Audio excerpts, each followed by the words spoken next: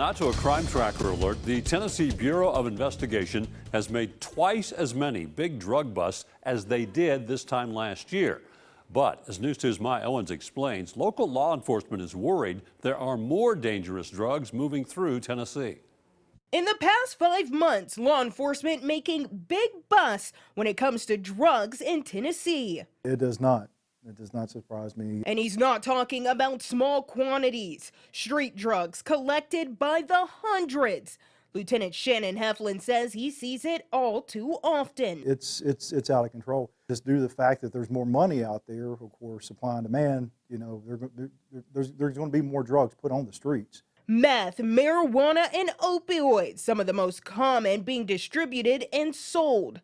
By this time last year, the TBI had brought down 3 large drug operations, and this year they have already doubled that amount. A trend Heflin says the pandemic has contributed to. Law enforcement also had restrictions put on us. So most of our specialized units that get out there and work drug cases, we were restricted. We couldn't get out and do the things that we normally do to deter drugs and get drugs off the street. According to the TBI, 80% of crime in the state can be linked to drugs.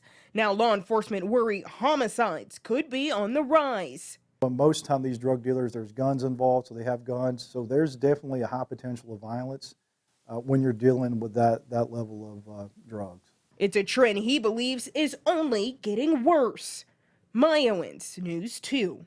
Now, officers say many of these criminals are disguising drugs to look like popular candy, a warning the public that some of these drugs could be laced with fentanyl or substances that could be deadly.